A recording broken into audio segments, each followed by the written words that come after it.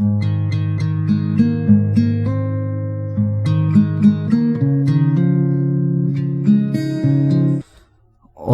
ama sign kalom le maya views tun lai thon thu ka da khate me ma ka da chuna po views che thai khop maya chuti rualin chuti rual ha chuti lai kara tuna rs story ka zia thar views atama kalom khop mai ma se view duration ka tlem angreng khop maya in ngai thanin chen lo ngai thlatwan sap ram turin ka ngen cheuni chuanin pui story kalai kha kachir chun zom zel thawa a hlomin karon da top lo lo to don ni ka ol rei to ema wang khanin khang lo ngai tha mek te chunga khan ngai dam ka dil ngal bok ani e J.Lalrosanga bung thum na an thian thum chuan in zui tha zelin chan mari kon an thlen chuan anin then sang ta hloma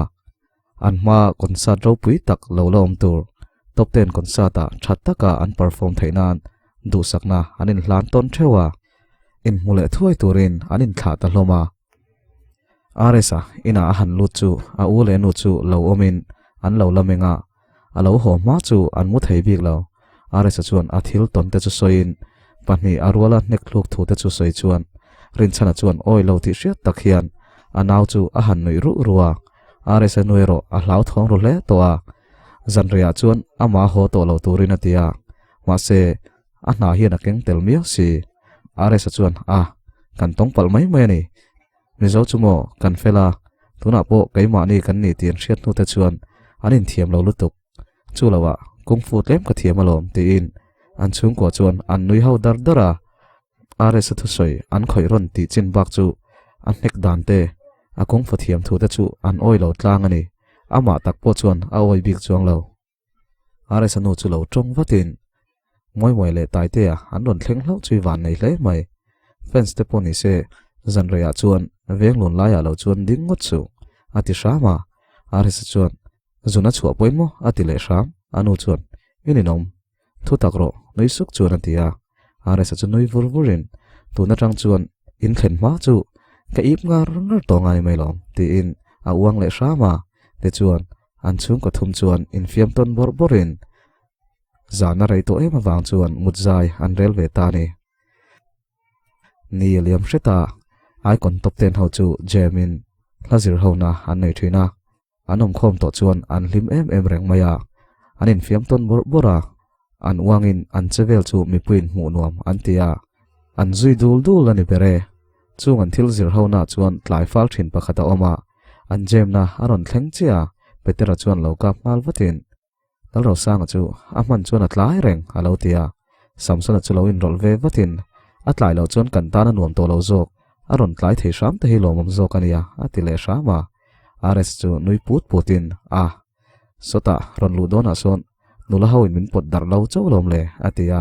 taite chu balcony tanga ron lutin karon mureng chelom le nu ho pali velin an fa te thlan lak pui tir cheni kha aron ti an nui ham hama ares chuan mani chu naute pakhat kapoma anun min ron peya kapom lai takin zunala che zui kan buai khop mai ati chuan an nui le dara te chuan aresa an nga bera thlen ta ka chuan la chu an en non ho ta hloma aresa le tai te phone chu ari renga da turin an tia aresa chuan a phone a han da tur chu ig message ron lang hlol hlim message chalo ni a reply le zuaya zanina an venga ron concert don ti an soya adikem ti zota aresa chuan dike local ro ti na reply kim chuan message dong lo po kan ni bik lo halo ti remsiam churon tong vatin avhan poimo om em ve mi pai nui vorvor an reply hi chu in tan an hlu hle ti na ati chi chuan zayo na chuan ani mo khoi en saksin angu ati chuan aresa chuan ani lo copy message ati chura kada tin phone chu da te chuan pluang takin la chun zir hawa an thian ho chuan thil te ei hoin hunan nei rei hlom lo awang chuan anin kalsan le ta hloma aresa chu a uina ron hruaya dor honna zai turin an soma aresa chuan bike chu khal zokin helmet full face chana po chuan a bike atangin tunge ni ti mipui te chuan an hailo Lalrosang tia lo bye trok te atlan liam lai thalak sak trok tu anom reng thau a program nei na tur chu an soilo ka wangin youtuber ho chuan an lo thlen khal le ran to a dora valu chia arin aya tam an lo om are salu chia chu an lo aw dur dura chu dora thok ni lo ama muchak shim ho an lo pung khom nual to chu ni in nau pang thanem takan lo om bok youtuber ho la chuan an lo tin ngal runa te chuan thu te an soi zo chuan azai ngala a om chun chuan zai thiam an tia open air ang ani lo wangin mi pui tam tak phei chun om lo ma se RSN rol to na thoma zoi ngai lo chu dor chung chu aw thomina khata customer tam takan nei pha nge yang tlailama program nei le ngal do na wangin anom rei man lo thalang na ten nei le zunga te chuan an unaw bok chuan in phur le in an program nei le na tur lampan chuan an kal du na chulai mun panan kal konga chuan thlan mual tlan tlangin RS chuan thlan lung lo in tlar dal te chu a thlir wonga mishing hian kan malam hun kan shelo king ho ang thau khian kapa kha thlan muala omin ataksa chu leinoya aum to sia ti in angai tu neu newa a u ne na an ti mol lai chu angai tu na wang chuan a chol data angoi ngal wang ta ka chuan a u ngai thalo chuan han aw watin RS chu a har chuak zoka tate kapa khan reilo te min lo lang hak se tiro heng hun te hi min mu pui se a lim don te lul nen en kol na tur kan nei lo zia la kha ama khana hre renganga aril lo ha tur zia kha te in zoi tak via tak si chuan a soya a u chuan nia voi nang hi mu ve se chuan alom ngotang te in a phun ve se pa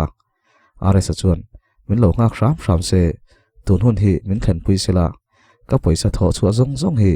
adap na tur chuan ka hlan vek mai tur ati chuan an nu ka ul leka rin chana chu lo in rol watin ni lo we pathian hin engkim tan hun ruat anaya sum tam tak po nei mai la aro rel na dang zo tur khopatam poisa khove la hian om chuang lo chu wangin ama om lo ma se min nu chia tam takhi vongnung zel zokang engkim hi pathian rem ruat ani ti in a eng lam zong in thil thlir tur ani ngai ati ta ka chuan RS chu adak wa a eng lam zong a thil thlir chu mita vai du e mai ti in a uang zuya an program nei le na tur an thlen ma chuan traffic jam atangin RS chu mi puin an ron fu le ta rem lo in thlan lak puya an lo chi bai chen bok traffic police po anui suk ringota traffic jam awanga ding RS te u naw chuan traffic an ti jam bel le RS chu nui sunin o ni danga kan la ho vek donia ti in thlasung takin traffic police chu awamel traffic police po lo nui sukin abu nguta huisila ham tuara avai kalta RS chu ron hoiletin abana phara offense te an outdoor dora a thlen to na china chuan thoma chuak le hak thin reng ani an program nei le na tur chun thlenga school nau pang ho bulani in nau pang ho chuan an lo lom ema a zai ma chuan a ron ding chuak zuaya an outdoor dora RS a tia out thom chu thatak zet an zirtir tu te chuan beng an hu phial RS chu nui senin a thuleya te chuan zirtir tu te chuan thu tlem soin an soi zo chuan RS chu an kau chuak pa ngai ta nau pang ho an zuang suwa wa englange kan sakang ati chuan mi pui lama tang chuan fu chiang lo mo ti thom aron ri zui ngal RS chuan yes fu chiang lo mo kan sang te in chumi ma chuan thu soina toite nain nau pang ho chu thu thatak takashila apa chung chang te po asoi chuak hiala asoi zo chuan music churon ri ngalin fu chiang lo mo ti la chu asa an su duala tuipui phone in chokton ang mai hian chulai mun chu ain thenin ain soi suaw hi ni ber RS chi bai tam chuan an ron thang chuak ta khoma an chi bai pa chuan an han ko le ri thin a then la an mit tu lo ta bok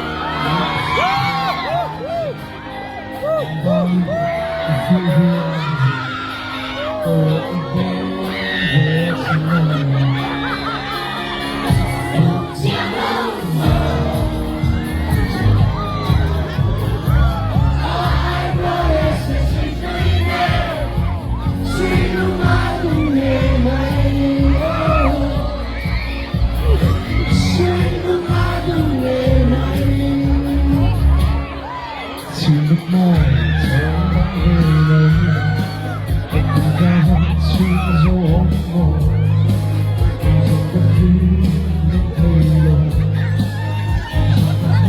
phone te chu pe in ain selfie saka an lim mel chu munuam tak zet are sapon nuama ti niam anin biak rem na sa khan la thum vel ni in ai tam dei asak sak zirlai no pang chawan ni lo an zir tir tu te zirlai nu le pa te thleng chuan chu hun chu nuam an tia an kham lawa are sa che vel chu munom an ti ni akal ve bek beka are sa boruak chu alian ve ze la chu ti rualin are sa boruak chuan dai lama pan tial tial la thar anai wat lo chuan mi puin kan ning mayang ti polpo anom chho tan no ka are sala la thar nei man lovin abuai char char mai si zan kha chu are sa tak sa chak lo chu venflon wa chungin amuzal mai maya anom samlo wangin a program nei na po in thasung takin a cancel tangota ma felin en chunin bein an nui ar ara ajia te live tunin in me ti tu le in ngai zong mai se ti tu an tam thik tu po tam takanom bok chung a thik tu zinga pakhat chu hlim hlimi khani an live na chu lo en ve rangin lo hlim pui viau ma se ma feli aya chuan ama ni zok se ti in angai tua ma se ani chu tan chuan chawruwa la arwat si lo thaise zolai di te han na ya tat mai ni lawa achula han chul tok mai chu acha kani ma se are salim mele ro chuan hlimna apetlat thung si ni zana mut don chuan are san hena tangin message adong le hlau mai alom lu tuk chu om ngai na hrelo om lo ngai na po hra chuang lo a message chu reply mai loin a han en non seka alom lu tuk chu azuang de tor hini ber mai voin lama engeti are sa chu na ron zot chu ni in ani lom lu tuk chuan engeti po chu a hre to lo hial aniang iti ti ni mai tina chang rengota are san chu message mu chuan nui varvarin chu kawa thuam ve tina chang leya hlim hlimi chuan a chan dan chu en letin oi ka du lo lutuk ati chuak thota a reply dan kha alo hrelo a phur lutuk khan a ril ru lo lang ma sa sa khan alo va reply ringot chunin a zak boxi anui za boxi vain soi fein anin contact zeu zeu nuwa chuan number te anin pe ya anin be chho ve zela anin kom ngai ta phiana ma se are sa chuan ataka chiang takin ala mu lo thung a mu dan kha me pui kara te ania tin khang lai khan amani ala shelo bok nen anin mu hun chuan abiak nei tur thu chu are sa chuan a shila lamol kon sa thuna ilama karon kalang ti na shila chunula chuan yes love sign kan siam donia ti in an phur don to hle chutia chuak lawa hun han man chu nuama ti ve viawa a ha dam ve suai suai te po chuan ain ria are sa chu thailo kara a urin chana chu thu sei torin an lo som ve thunga fiam thuan soyang dewin are sa hi chuan a chung te zong zong alar pui vek an ti chu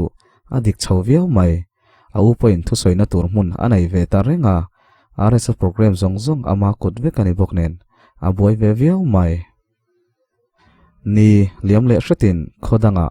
engemoni functiona skula bok zai turin an som lea ta chuan tleirol chelo zet nenin tongin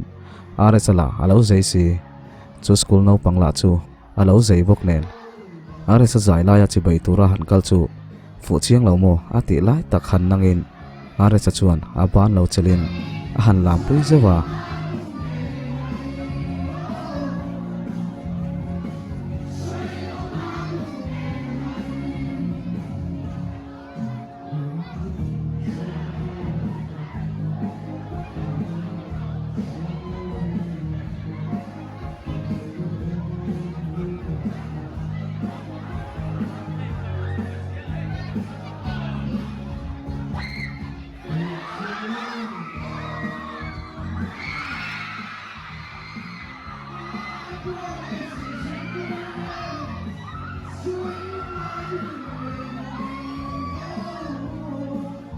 chu a viral ta chiama a fans chen khatte chuan an thik viau mai a thenin an limpui em boka hlimhlimi chuan in va zaidun vel ve tin ig ava message a are sa chuan a reply lo hlimhlimi chuan a reply du to lo ni ringin a message chu a an sen le a zan lai ti la jinglam dar khat vel chuan hey kan ho chi i message kha hello delete manani mo kam human rengani o i thi kani kha a han tia hlem hlemi chuan thik lo we nang ni te chu in laka a han ti le khera ares chu noi put putin lungai su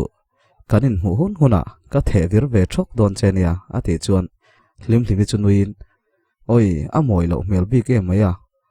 anom lo mel bik si hanin the vir thok bik tia ava reply chu ares apo nui ve na sa reply le vatin soidan tur dang awange malom hei naktuk lama hlazir kan ngai sia karle lokani to kho concert kha ilokal lawange te in a tha le sham ai concert a nai tial tiala me pui an phur to ticket po an zuar chuak to a winter festival honnan top 10 hawin bul an tran don ani ai ho po phur to viawin promo video tur po moi takin an ron chuata petera chu an lasi azor line concert hun to thu an shila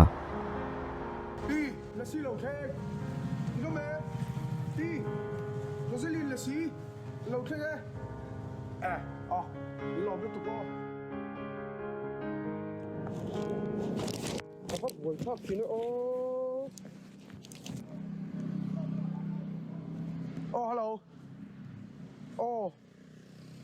Tin mo? Zanin mo lang nito. Lasi ka lang deliver day sin. Karong. Man mo takin atlanet ngal din hlule samson ala game san lo khel mek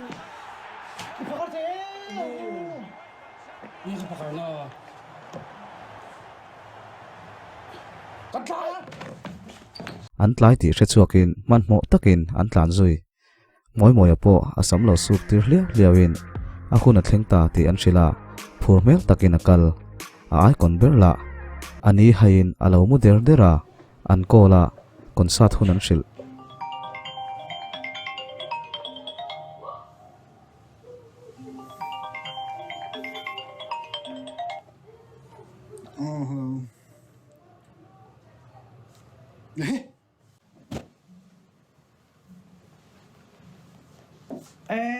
là môn concert giấy.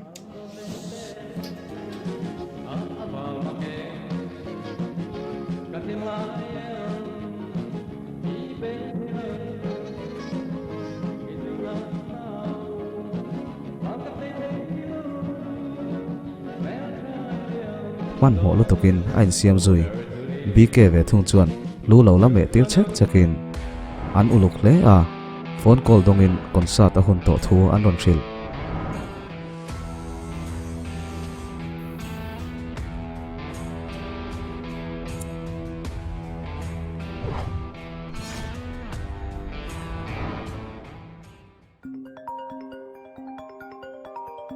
a hun chu hre chuak thutin alumet tu hena chuan chu zan chu an concert hunani to thu hril ngal vat chu ami shilpa chu tu dang nilawin aresa ani an hriat chu avele in thak ngal sok sokin lamwal lam chu an panta ani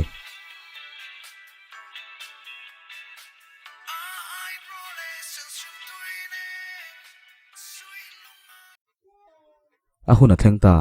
mipui an zinuai to a lamwala chuan ai conference chu anom khat ta thap mai hlimhlimi po phur zetin akala aresa ticket thon ruk ngei mai mang chuan amhalama aom ve taran mai herben sen eng thei voin balloon sen langsar takin akeng bok aresa muturin ain ringta ai kon ho chu backstage a anom khom thap to a tlai ngai bok aron tlai le aresa nga ngai le ta zaion an bulron tanin ama la phu ngai mai nen chuan mipui aron thap thale zionis ho an auring nang mai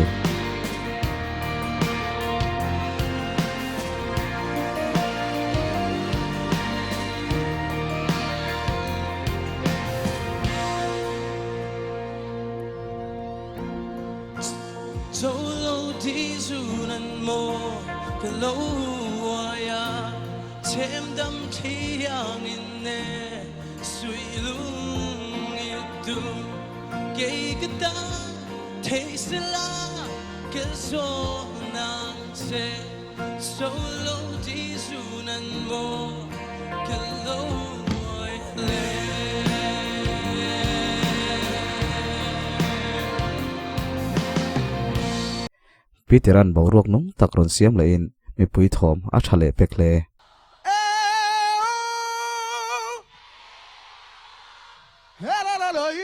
la la la le. Eo, eo, eo.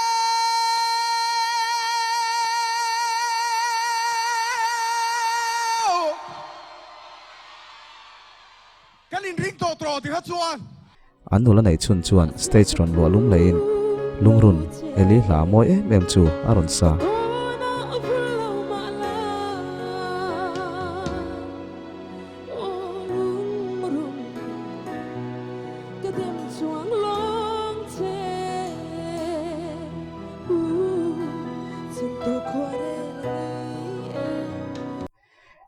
eli te wang lai tong man tam tak lung ati leng thar nge yang le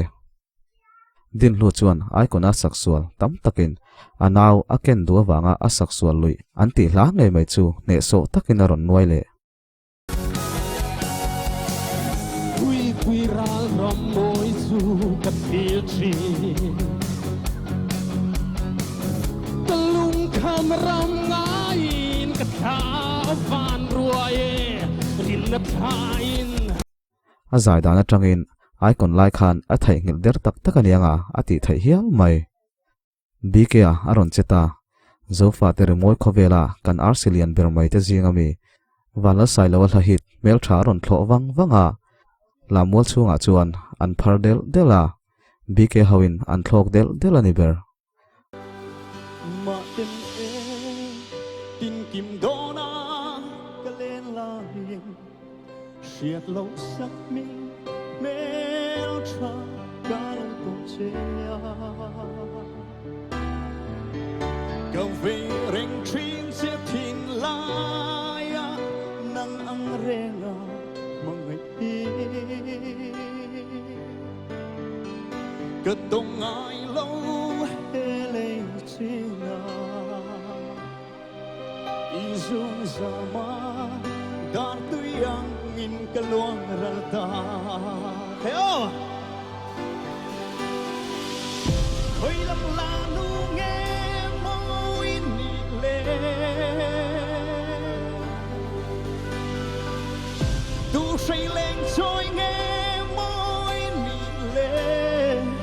tiếng renga cái ton lung ruk min ti buai tu cái tông ai lo nang lo chu o mel tra is you le ngai rengna e no men concert bo ruak pui takani mitam takin mizoram concert omtoa a hlotling bertin an soita hiala zai thiam le omoi em mai samsuna aronin nan vele ta lamol chunga chuan party alom veni ngat chuan nuam ativia wangle a hlain man thiam party ti hlamang chuan a oile del mai in vang khua kalu loya isang me katon ni kha kalung ril ilua zonge o parte min nem la min namro izun ngai riang val ya kazot se kwan rua kan niam le tin lai ru ka cafe reng se o parte min vei ve hia ke zong ka ring silu nula le tleirol te star ron moi te ron zai zelin mi pui anti lim thiam bok nen lamol chung bo ruak chu pui takani ama hla phuang nge mai suang tu na ti chu ron sain mai che ho a autir le ta dual mai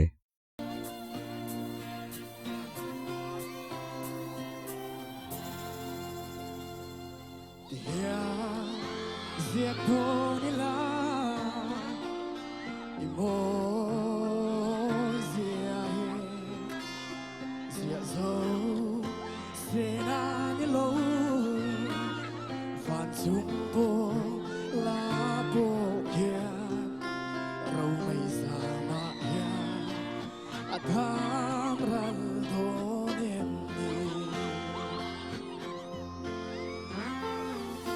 hui valeng yang kokin leng hel delila suang tua narama indi ton mang lam keng bon indi bang lo ngo kim kimaron che ve le ta ne so taka stage ron che le in pui boi la hit mai chia le uite ti chu aron sa hei po pui boi wang lai she pha ho he la wanga lo phar ve so so thin to ho lung a leng thar nge yang le come on hey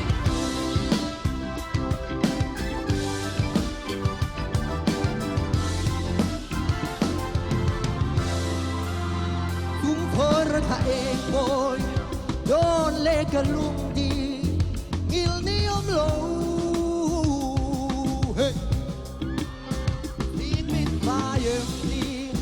lung lam vai ruai ruai khoi lam la nu kalome ai kon ber sang le na ron che ve ta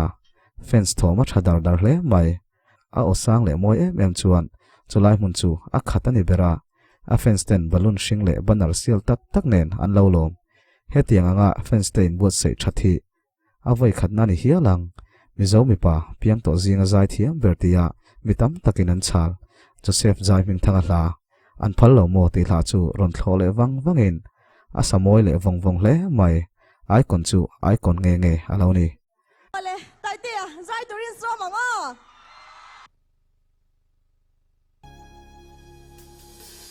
ma in da don thin on ko hal sa tia nang ne na lin te a kan le lai te du dang nai lo te a kan nui dun la ngil thei reng hian in o kam hoi si lo chin lai a it sam reng mai an phal lo boy chun le zua te nang ne na run mun kan len dun oh ke ariang sui lung mo tuaran so anak suang ye ye o tuaran lung run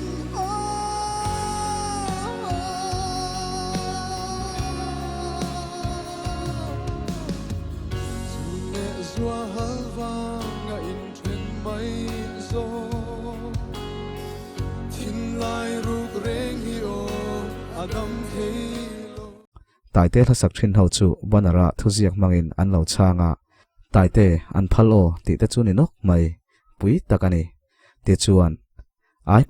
kon tu bernia mitam takin an soi fu chiang te a tia mingleman pek hial J.Lalrosanga chu stage lampan tura kau anita anda main event rem khop mai host ruai te po chuan a kau chua dana tangin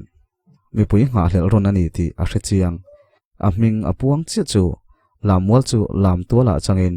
an sungal dual ani ber balloon sen ho chu balloon shing a in chet na tan tum ti hriat tai te fans te aya thom ring chok chu tumin lam wal a khok rum mai lim po love sign siam ngai tumin ain ring to hle mi pui au thom chuan du an nei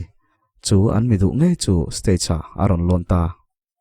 in la kham lo em kan bang to me don mi tu nghe kan la som lo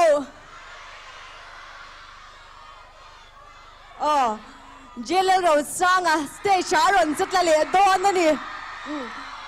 amaro chu ka som main thomala re ria win ka sia are sa som don chuan ring takin aw le phot tiang avan chem zaina hian in real te lo Germany chuan food court kha a oma e le in mang te khan in lo in no puar don nia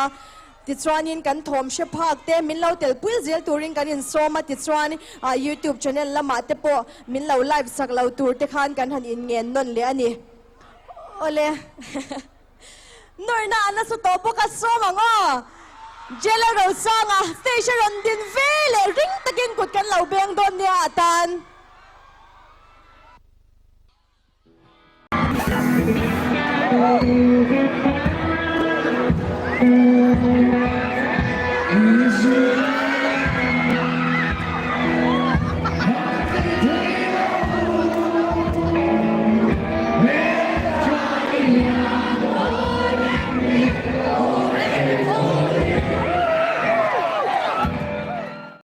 ti zong kha ni le ri sela bung lina ti chuak le tura min du chuanin comment lama khanin ron sei le donia achan chu zia chop zela ni wang khanin view satam lo chuanin anom lu tuk lawa comment like le subscribe kha in pai chuan min lo ti sak le donia